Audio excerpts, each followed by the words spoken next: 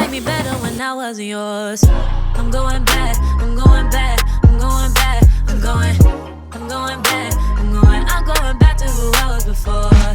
Hey guys, and welcome back to my channel. You see the title. Unfortunately, I think we're losing another one. If you guys want to know more, let's go. You know, I feel like every time I'm doing one of these videos, it's raining. It's raining, the mood is gloomy, the lighting is gloomy. I'm not sure what that says about these type of videos. Also, don't say nothing about my hair, okay? I'm supposed to be taking it out, but it took 13 hours to put in, which is gonna take me more than 13 hours to take out by myself. So yeah, don't. But as you can see in the title, another black beauty brand is about to go through it. I do have the article from, I think it's Beauty Business Fashion, Beauty something Fashion. I will read the article. However, I do want you to listen to this video that the founder had posted, which I never saw that video. It has like 29,000 views, which that's a decent amount of views, but it's not like viral or something. Like everyone should have seen that. And I'm just seeing it now after hearing the news. So listen to this video. Hello everyone, my name is Julian Otto. I am the CEO and founder of Adwoa Beauty. I wanted to come on here and speak to you directly. Over the past month and a half ago, we have been trying to raise capital for Adwoa Beauty, either through organic restock. We also ran a pre-order sale through our community. Prior to that, for the last 2 years, we've been trying to raise bridge capital, and we've been unsuccessful in doing so. We did get quite some traction from our customers and our email list, but we're not through it all the way yet. So this week is really important to us. We're doing one final push. Everything on the site is up to 50% off, anywhere from 30% to 50% off. And the goal there is to raise capital through organic sale. We know a lot of our core full-size Baomint Blue Tansy is out of stock, but what's in stock, we have quite a bit of stock, so we're able to get through that stock. We will be able to solve our own issue. Everything ships within 1 to 2 business days. We've been really fast on the shipping now that we've settled into our new warehouse. This is really about us generating revenue to stabilize the business. We're also doing something else alongside of that. At the request of some of our longtime customers, we created a community fundraiser on our website. It's called the Adwoa Community Fund. What we're doing there is for those who want to support us in a deeper way. It's structured so you're getting value back, access and priority. It's not just about giving, it's about participation. So you actually get more and an opportunity to shop us at a later time or now than you actually put in. The goal there is between organic sales and our community fund that we can raise $250,000 this week. I know that is a lofty goal, but if we got 2,500 people to spend $50 to $75 with us this week, we would hit our goal and we would be out of harm's way. So yeah, I really appreciate all those who have supported the brand, all of those who have sent messages. All of the donations that we got last week was really heartwarming. The letters, I know it was a very serious email and serious things that we said on thread, but that's really where we are. And I just wanted to be transparent with that. If we cannot raise the money that we need this week, we are looking at closure of the business. So if you can support, we would really appreciate your support. If you can't, if you can just share this message with your network, the more people that see it, the more chances of us being able to hit our goal. You know, I started this brand 9 years ago in 2017 without any investors. When I pulled the switch on our website, I had $2 in my account. And it hasn't been easy. I know sometimes it looks easy from the outside. You're in Sephora, people think you got money, but it really takes a lot of money to maintain all of those channels and to maintain everything. And we have 20-something SKUs and buy packaging and tariffs, and it's a lot. It takes a lot. So this is kind of like the route that we need to go now. Right now, you know, we've always been about community. And right now that same community is what's keeping us going and what we're relying on. Damn. So if you've been meaning to restock, this is the time. If you've been watching from a distance, this is the moment to step in. I truly appreciate you guys being here. I appreciate all the people that have shared, that have donated, that have bought product.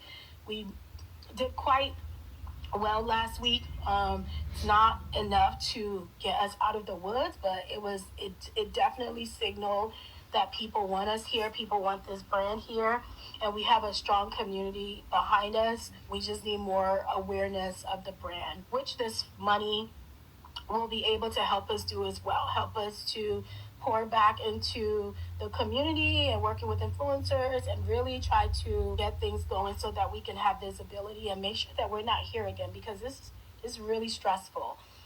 There is a lot more that I want to say about the journey. I can't really talk about it right now for a few different reasons. I will be able to talk about it within the next maybe 2-3 months.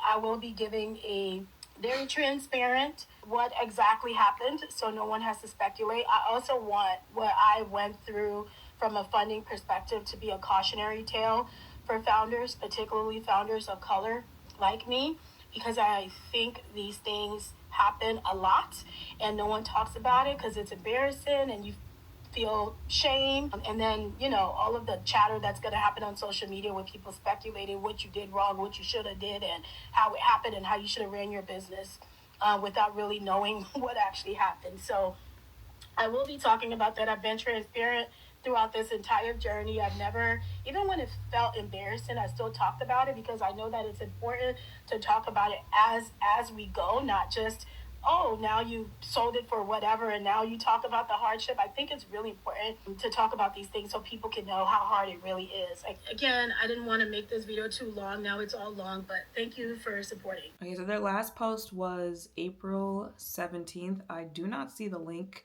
to the fundraiser that she was referring to. However, I did not know that they were like 9 years old. I want to say I first came across Adwoa Beauty in 2021, 2022, sometime around there. If you guys remember, it was that hair mask that I was talking about. And since then, I've tried a couple of their other products, including shampoo and whatnot. But I thought they were like a fairly younger. I mean, 9 years is still very young for a brand, but I thought it was like like a 5-year, 6-year old brand. I didn't know that she had started at the time that she did. I can't find any information about the fundraiser that she just mentioned. However, with what I'm about to say, that could be why I might have taken it down because it's too late. Like I said, their last post was April 17th, and there are people in the comments of that post asking, hey, can we get an update? Like, are you guys good or not? But Business of Fashion made this post on May 1st. Adwoa Beauty to enter liquidation. A Texas court ruled that the hair care label's bankruptcy filing be converted to Chapter 7. Following a drawn-out struggle to keep Adwoa Beauty in business, a judge has ruled that the brand enter a liquidation process through Chapter 7 bankruptcy. The conversion means that the business must cease operations and turn its intellectual property and assets over to a court-appointed trustee for sale. In October, Adwoa filed for Chapter 11 protection to continue operations while facing a lawsuit from lender Oris Financial Services. If Oris how do you pronounce it, wasn't here, it would be a normal Chapter 11 where the business confirms its debt, pays its creditors on a quarterly basis, and moves on, said Adwoa Beauty founder Julian Addo, who launched the label in 2017 and has been documenting her legal challenges with the lender on her social media and Substack. For me, conversion at this stage was the best outcome, Addo told the Business of Beauty. I fought a really long, hard battle alone, and it just took too many resources and mental bandwidth to keep that up. After a career spanning both professional hairstyling and financial services, Addo launched the textured hair label with prestige positioning. It is sold in Sephora and Amazon and gained support among professional curl experts like New York City salon owner Candice Witherspoon, known for her work on runway shows for designers such as Oscar de la Renta. The brand's troubles escalated when it was sued by Oris in a New Jersey court in September 2025 for alleged fraud, with the creditor seeking a legal order to seize the brand's assets. When Adwoa sought Chapter 11 protection in October in the U.S. Bankruptcy Court for the Northern District of Texas, Oris responded in December by filing a motion to convert the bankruptcy. The company cited Adwoa's fundraising efforts, discounting the inventory and financial performance as rationale. Addo has documented the process online, characterizing the lender as predatory. During the May 1st court hearing, she stated that certain debt amounts claimed by Oris had been unsubstantiated by the court. A representative for Oris stated that its lawyers are reviewing a possible defamation case based on her online statements. If the intellectual property and assets are placed up for auction, Addo said she is unsure if she will bid on them. I'm already moving on and rebuilding, said Addo. I don't know what the opportunities will be. Child, it certainly is messy. As always, it is very unfortunate. I do love the fact that she pointed out that, of course, there will be speculation and conversation on social media, and it has already started. That's how I found out that the brand was basically shutting down. You know, people are already making their videos, and I'm already seeing in the comments them talking about, oh, you know, why didn't influencers talk about them more? They only talk about the brands that pay them. It's like there are so many conversations that could be had just off that alone. You do know like more influencers exist than the same 5 people, right? And there are like different sized influencers. So there are some people who are at a different level in their content creation that they do have more time to talk about any and everybody. There are content creators who are more specified and they only talk about Black owned brands. They only talk about women owned brands. They only talk about, you know, natural hair care products. They only talk about wigs. They only talk about, like, you can go, just like what I'm about to say, for this instance, you can go find the influencers that suit you. So if you know you want to see more indie brands, more Black owned brands, find the influencers that align with that.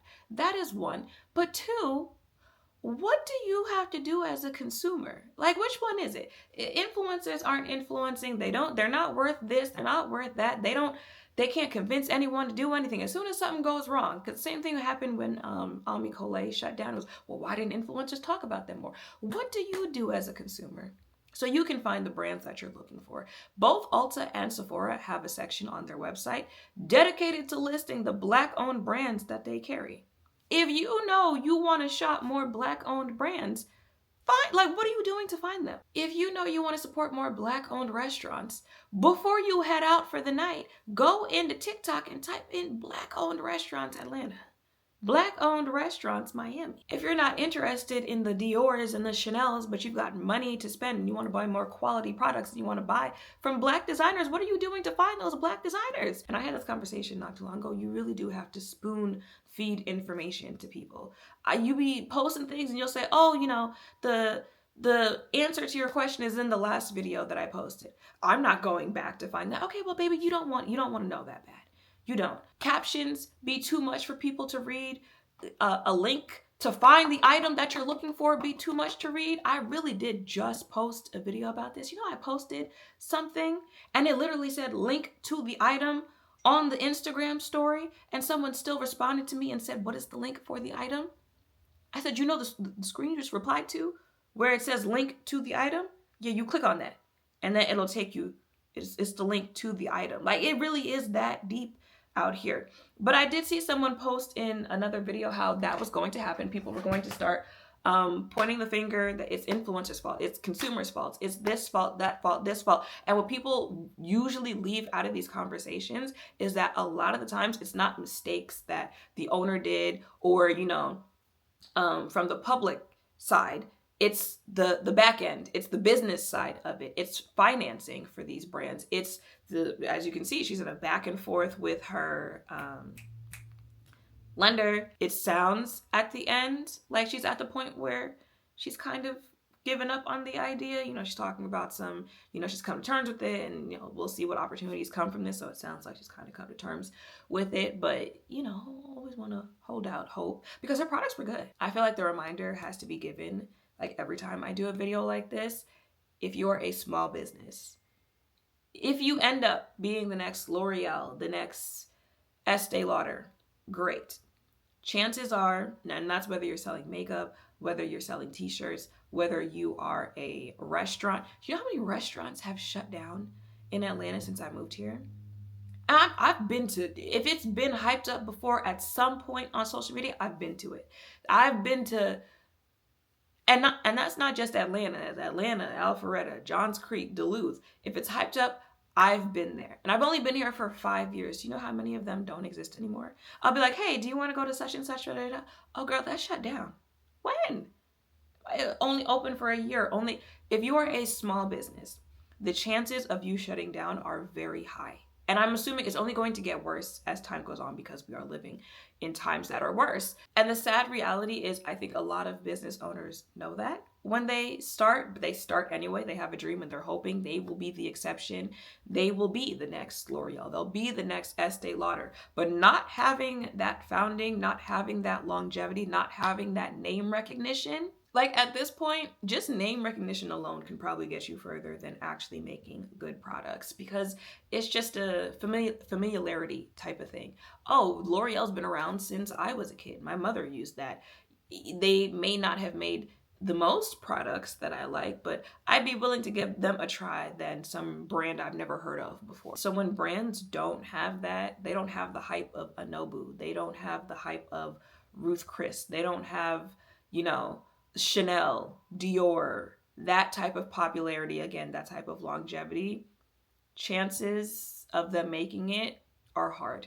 And then when you throw in the fact that it's Black owned, it's woman owned, its chances get even slimmer. If you have tried the brand before, what are some of your favorite products? What are some of the things you guys recommend for other people who are reading the comments and want to go try it out for the first time? Let me know all of that in the comments down below. Make sure to thumbs up, comment, subscribe, turn notification bells down below. Thank you all for watching. I'll see you in the next one.